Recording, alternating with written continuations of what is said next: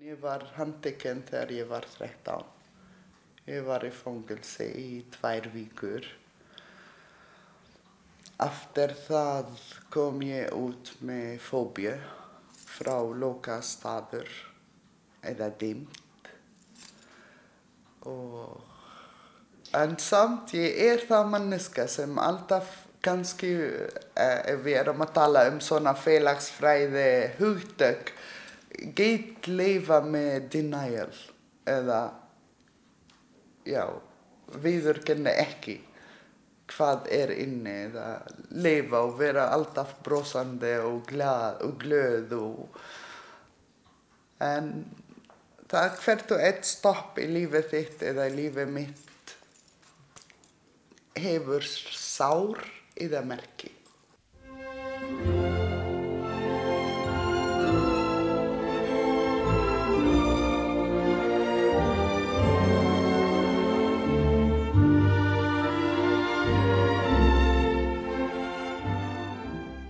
مرحبا اسمي أمل تميمي جيت من فلسطين في 3/1/1995 Ég var yngst í fjölskyldu. Það segjum 5 ár milli mig og bróðir minn sem eldri en ég. Þá ég var dikur. Já, ég var svona allir að leika við mig. En já, ég get muna mest eftir fyrsta stríð eða eftir 67 þegar Ísrael tók yfir Palestínu. Það var ég meina ég skildi hvað þýðir stríð, hvað þýðir að vera inni, hvað þýðir einhver að skjóta einhverjum, hvað þýðir nágranna okkur var skotin, þá skilurðu 7 ára byrja að skilja svona hluti. Og eftir það, það var gaman og líka þú ólst upp með það að Palestína tekin frá þér. Af hverju varstu handtekinn 13 ára gömul? Hvað varstu að gera? Ég var lítil stelpa eins og ég sagði sem ólst upp í það að Ísraelar á ekki að vera í okkar land, á ekki að taka okkar land. Og ég var ein af þeim sem að kasta steinar á lögreglan og hermann og ég var handtekinn út í götu. Og varstu lengi? Ég var 2 vikur í fangelsi, já.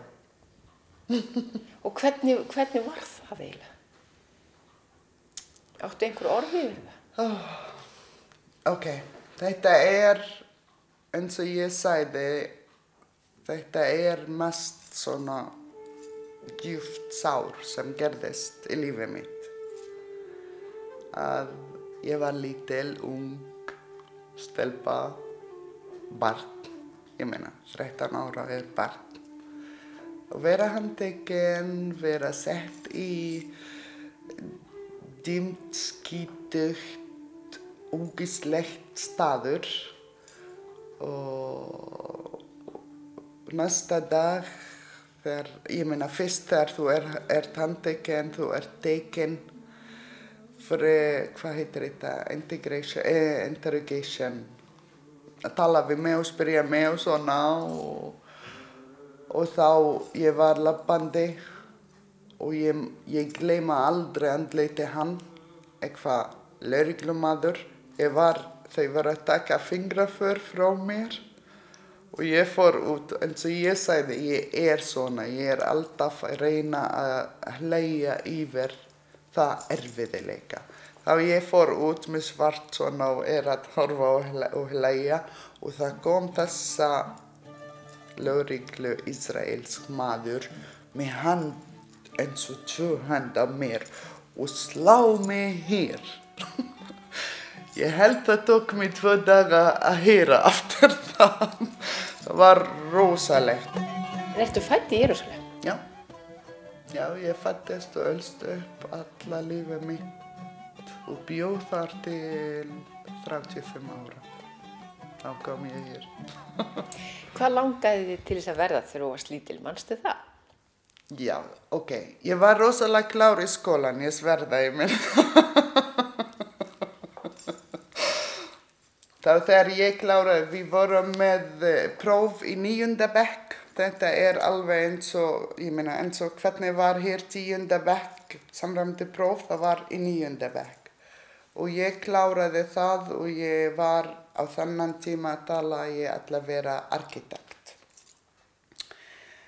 En þegar ég fór 10. bekk og í lók 10. bekk ég var trúlofur og þá ég var gift og þá ég bara hætti að hugsa.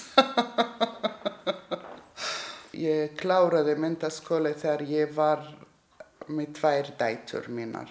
Ég eignast 2 dætur áður en ég kláraði menntaskóla. Og þá eftir það, það ekki mikil val, skilurðu, það var ekki auðvelt líka að klára menntun vegna maðurinn og svona á líf og ef ég má ekki. En þegar ég kláraði menntaskóla, mamma tók á sér að sjá dæturnar mínar á meðan ég í próf. En ég var að lesa og læra heima, sko. Og já, ég náði samt. Ég náði með 2 dætur og vondur maður.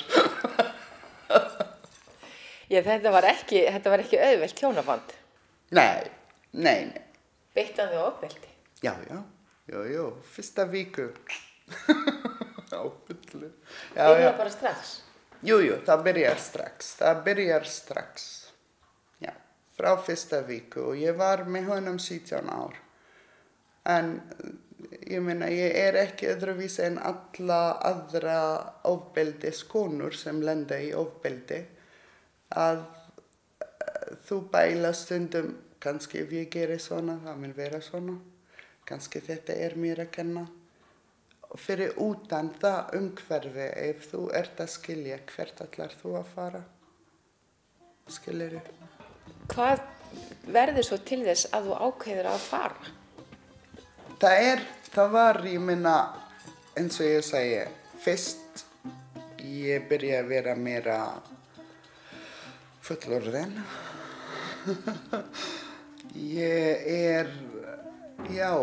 Og það kom aðalega, það byrjar að vera með áhrif á elsta dætur mínar. Það var rosalega vond og ein af dætur mínar byrjar að taka á sér að berjast með mér og þá, já. Þetta svona flótti bara næstu þins í bíómynd. Já. En það ekki, myndur ekki alveg kvittið til það? En eins og ég sagði alltaf, ég ekki engill líka. Þú ferð með 5 börn? Já. Hvernig var þetta? Þetta var áætlun eða plan sem ég þurfti eða ég setti fjölskyldu undir, ég að fara með börnin. Að því þegar ég var í Palestínu, ég var verkkona í politík líka. Ég var að taka á móti fullt af svona hópur sem koma til Palestínu og svona hluti. Þá ég byggja rosalega góð samband við, alþingismenn eða fólk frá Frakklandi og Bandaríkjunum og svona. Þá ég sagði við þeim, ef ég kem ekki til Íslands, ég fer eitthvað annars stað. En það var erfitt að plana hluti, hvenær á ég koma, hvernig á ég koma með 5 börn og ána hann tekur eftir. Og þetta var rosalega mikil. Ég átti vinkona sem ég sendi föt til hennar smátt. Ég þorði ekki að taka allt sem ég þarf. Af því hann má ekki taka eftir að það vantar. Og á þannan dag ég sagði við hann að ég að fara til systur mín og vera allan daginn hjá henni. Kom til Íslands. Það var allt tilbúin. Sagði við þig, ég ekki engill. En varstu ekki hrædd á leiðinni? Oh my God, ekki spyrja það spurning. Ég var bara teitrandi frá ég fór úr húsinu þangað til ég kom frá flugvellin út, skilurðu, að því ég var stoppuð á flugvellin að því ég stateless. Það þau þurftu að stoppa mig og spyrja ef ég má komast inn og ég var bara ógeðslega hrædd. Ef þau senda mig tilbaka þá ég dáin, ég búin, sko. En þau sagði við mig velkomin og ég kom inn. En það var rosalega erfitt dagur og við þurftum að bíða í Amsterdam 8 klukkutímar þangað til við komum hingað. Og þetta var allan tími ef hann fatta. En hann fatta ekki. Þangað til ég kom hingað og ég hringdi og sagði að ég á Íslandi og kem ekki aftur. Búin. Þá varstu sloppin? Já, ég treysti að ég safe, eða svona, já. Og ég síðan þá. Og ástæðan fyrir því að þú náttúrulega kemur til Íslands að þú átt hér ættingja, þú átt hér Já, ég á bróður, Já. já. Hann sem hjálpa mig með atvinnuleyfi og dvalarleyfi og allt. Af því ég gat, eins og ég sagði, ég gat ekki fara úr landinu áður en ég viss að ég mun koma inn, skilurðu. Það ekki í boði að ég mun vera send tilbaka. Það var ekki. Af því þá bara búin. Og það var ekki til svona hælisleitandi á þennan tími. Ég átti að sækja hæli. En hvernig var þetta? Hvernig voru fyrstu vikunar eftir þú komst? Já, við komum í janúar 95. Og þetta var svona ár sem var versta veitur á Íslandi. Takk fyrir. Og við komum inn og það var snjór svona. Rosalega hátt inni, það var, bara að horfa út í gluggan þá ég kalt, sko. Og það kom að ég þarf að læra að labba á snjór og ég með Palestínu skó, sko. Þetta var, það var erfitt, líka tungumál, 95, það var ekki jafn mikið sem tala ensku eins og núna, líka. Og en það var betri eða meira samfélaginu var opið fyrir okkur. Ég meina nágranna og börnin og svona, það var cool að vera með útlendingur. Þá börnin fengu rosalega mikið svona aðstoð frá Íslendingar, ég líka, það var bara frábært, eins og ég sagði. En það kemur tungumál og veiður og vinna og allt þetta dóttin. Ég var bjartsýn að því ég með diplóma í, fjölmiðlafræði og ég með business. Þá ég var rosalega bjartsýn að sækja vinnu á svona reception eða eitthvað hótel. Fikk ekkert að því ég kann ekki íslensku. Þá ég byrjaði að þrífa húsnæði og svona. Og það gekk fínt. En hvað með svona íslenska siði og annað slíkt? Hvernig gekk þér með það? Jú, á Íslandi það learning by suffering. Þú lærir ekki nema þú lendir í vandamál.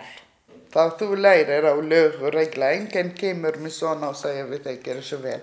Nema kannski ef þau tala við þig skatt, stéttarfélagi og svona hluti. En ekki hluti sem gefa þig tækifæri að vera innan samfélaginu, að taka þátt í samfélaginu. Og segjum leikskólan. Það var sonur minn yngstur, hann var á leikskólan og það var hringt eða ég átt að fara á fund og ég fór. Þetta í desember. Ég fór og hún sagði við mig ykkar hafði með jólasveinar. Ég meina, ég fæddist í Palestínu. Nágrannar mínar kristen trúfólk og við að halda þrjár svona jól Af því það sem ég meina, þegar hann fæddist 25. og það Eastern eða Orthodox sem fæddist, eða Jesu fæddist 7. janúar og það Armen sem fæddist 15. janúar. Skilurðu, við höldum, og ég veit jólasveinn á þennan dögum, sko. En hér, þau með 13. Og hún sagði við mig að, ég meina, það hefð á Íslandi að þú þarf að sitja gjöf fyrir barnin 13 dagar fyrir jól og sonur minn mætir síðasta 2 daga án. Og hún spyr mig ef þetta vegna þess að ég muslimi eða að því ég vissi ekki. Þá það var að ég vissi ekki. En hún vissi ekki að ég með 5. 5 sinnum 13, hvað man kostar. En það var gaman. Jú, við lærum. En eftir, ég meina, sonur, ég þakklátt að hún hafði samband við mig. En ef hún sagði mig ekki eða spyr mig ekki þetta, þá sonur minn mun vera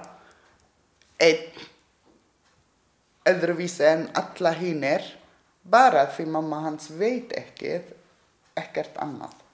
Þá mér finnst það rosalega gott að spyrja, alltaf að spyrja. Ef þú með eitthvað, spyrðu. Það miklu betra en að láta fordómar og staðalmyndir kemur til þín og hafa þetta eins og jú, alveg það svona. Spyrðu og fæ svar. Þorrablót með annan sögu. Það var auglest, ég vann á þennan tími í Myllunni. Og þá var vinkona eða kona sem vinn með mér og það var hengt á íslensku á vegginn. Og það ég meina, hver ætla að skrá sig og fara og hún sagði, ætlar þú? Ég sagði, hvað? Og hún sagði, það Þorrablót. Og ég spyr hana, megum við fara? Að við segjum, í okkar samfélaginu, almennt verkamenn fara ekki með eigandi og svona. Þetta ekki til í okkar, þetta fyrst. Númer 2, það var skrift á íslensku, ég kann ekki íslensku. Þá hún sagði mig, þetta Þorrablót og það var lalalala. Og hún spyr mig, drekkir þú? Ég sagði, nei. Ok, þú gerir. Og ég tók þátt í Þorrablót. Og ég gerði. Þá svona lærum við á hefðu menning og taka þátt í því, sko. Það svona, já. En svo ferðu nú Alþingi. Já. Hvað hérna... Það kannski eitthvað sem þið hefði ekki grunað svona fyrstu vikurnar eftir þú komst. No way! Ef einhver sagði við mig þegar ég kom fyrst til Íslands að ég mun ná að vera á Alþingi, þá var bara já, súr. En nei, ok, þetta kemur eins og ég sagði áðan að Íslands samfélaginu ópeið þegar þú að reyna að komast inn. Ef þú vilt ekki koma inn, enginn draga þig. Þetta svona. Viltu koma? Velkomin. Gerðu þitt hlutverk. Og þá við bjóðum þig inn. Og mér finnst þetta á að vera svona. En ég kom hér. Ég vann eins og ég sagði að þrífa húsnæði. Ég vann á fiski. Ég vann í bakari. Í Myllunni þá ég var greind öryrki. Ég mátti ekki vinna. Ok, ég satt 1 ár heima og þetta var mest einangrun ár í lífi mitt. Ok? Og þá hvað geri ég? Kom, á ég fara í háskólanum? Já, prófa, henda umsókn. Og ég fekk að komast í háskólanum. Og ég kláraði félagsfræði innan 3 ár alveg eins og alla nemenda á meðan ég var öryrki. Og strax eftir það ég byrjaði að vinna og hætti að vera á bætur. Auðvitað ég get ekki vinna í bakari eða í fiski eða svona, en ég get nota þessa, sko. Þá þegar ég var í háskólanum, byrjaði að taka þátt við stofnum samtök kvenna af erlendum uppruna. Þegar ég var í háskólanum, að vera tulkur þá ég með meira upplýsingar lög og regla og allt þetta. Já, og eftir, að vera með samtök kvenna af erlendum uppruna og berjast, eða ekki berjast, bara reyna að gefa allt upplýsingar og reyna að blanda fólk saman og gera okkar samfélaginu bara samfélaginu, ekki hópur að búa saman. Og þá, já, og ég left wing eða vinstri hreyfing síðan ég var í Palestínu. Og þá ég fór í samfylkingunni og fyrst ég var í bæjarstjórn. Ég var formaður mannréttindasnefnd. Og 2009 tók þátt í Alþingi og var varaþingmaður. En það kom ekki auðvelt. Að vera í háskólanum, ég satt fyrsta önn. Ekkert. Kennari að tala, ég að tala Stefán Ólafsson. Og hann talar og ég var bara, þetta íslensku? Því, það allt annað íslensku háskólan og hugtök og kynningar og lalala. Og fisk íslensk eða íslensku í bakari. Þá, eins og ég segi, fyrsta önn, það var bara, já, ég skil ekki neitt. En hvarflaði aldrei að þér að gefast upp? Nei, ég segi það, ég mun aldrei gefast upp. Kannski ég tek pásu með hvað sem en ég gefst aldrei upp. Aldrei. En hvernig fannst þér að fara að vera á Alþingi? Það var rosalega nýja svona, hvernig á ég að segja þetta, reynslu. En ég var ekki það lengi til að gera áhrif. Ég var bara, vara, þá ég var bara mánuð. Og aftur annan mánuð, þá það var ekki, ég gat ekki taka á mér að eitthvað verkefni sem ég ætla að gera þetta, skilurðu mig. Ég var ofstutt. En það var best þegar við viðurkenna Palestínuríki. Þá varst þú á þingi? Ég var þar, já. Þetta var frábært, tilfinningar og allt. Ísland viðurkenndi Palestínu sem sjálfstætt og fullvalda ríki með formlegum hætti í dag. Palestínumenn á Íslandi segja þetta mikið fagnaðarefni og vona að fleiri ríki fylgi í kjölfarið. Nú ertu framkvæmdastjóri Jafnréttishúss. Hvernig líf það? Hvernig starfið það? Jú, þetta ég finn mig meira. Ég meira, í samband við útlendingar eða fólk af erlendum uppruna. Ég með þeim. Ég finn að ég get hjálpa mikið, eins og tulkur eða eins og framkvæmdastjóri eða eins og amal. Fólk koma til mín með þeirra vandamál og ég bara ringa, segja í vinnu eða félagsþjónusta eða skilurðu. Þá ég finn að ég að gera sem mig langar að gera, ég að hjálpa, en samtidig ekki mig vald til að segja gera svona og svona og svona. Og það var eldri fólk eða samkynhneigð fólk sem segir ekki tala okkur án okkur. Þetta sem við þurfum að hugsa að ef við ætlum að reyna eða vera betri, það gott á Íslandi, við skal segja þig, þegar ég fer í svona ferðir til útlanda innan vinnan mín, við í góð ástandi með að við hvað við lengi, við byrjum með 90 svona með útlendingar, en segjum Svíþjóð, Þýskalands, Noreg sem með 50-60 ár reynslu, ég finn stundum að við betri en þeim, En við ætlum að vera betri líka. Þá vantar manneska eða einhverjum eða hópur sem í samband við fólk. Ég að vinna lokaverkefni í myndlistaskólanum og finnst svona þátttökulist og að fá fólk til að taka þátt mjög spennandi. Búin að vinna líka lengi í málum innflytjenda. Þannig að ég var snemma mjög ákveðin í því að verkefnin myndi einhverju leyti snúa að innflytjendamálum. Og þar sem ég þekki Amalie mjög vel og hún er góð vinkona mín, þá fannst mér mjög spennandi að gera svolítið hennar sjálfsmynd á efni. Og hvernig hugsaði þetta? Sem sagt, af því hún er frá Palestínu og þá er ólífutréð gríðarlega mikilvægt og hefur mjög djúpa merkingu. Getur orðið alltaf 5.000 ára gömul. Lúpínan í rauninni er uppáhaldsblómið hennar á Íslandi og ég á eftir að setja rætur á það og þýðir kannski að hún sé að festa rætur, eða búin að festa rætur hér. Hérna brótar eða arabískan, það eru nöfn barnanna hennar og hún valdi lit fyrir þau öll. Hún skrifaði sjálf hérna arabískuna.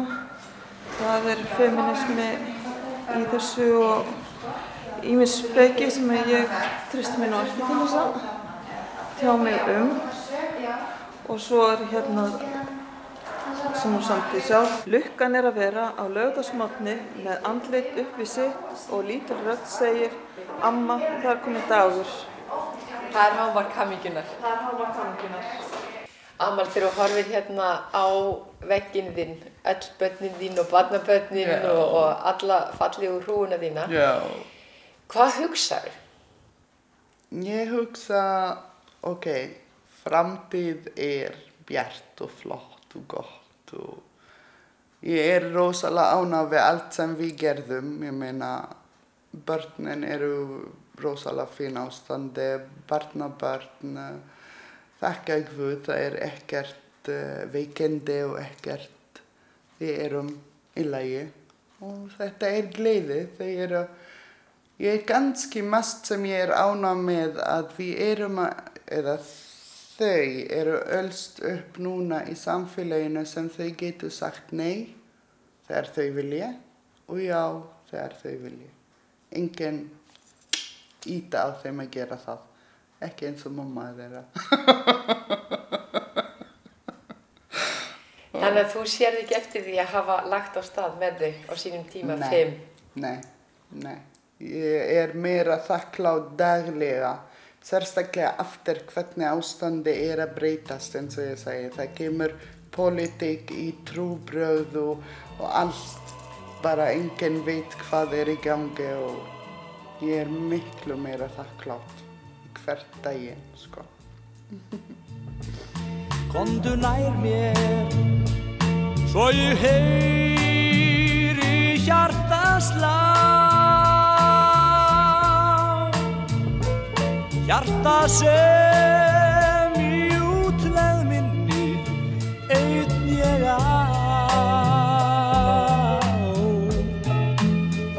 Ástarorð sem ég vil muna hvísla hljóð. Andtak blítt mér leyfa geyma, ég fer í nótt.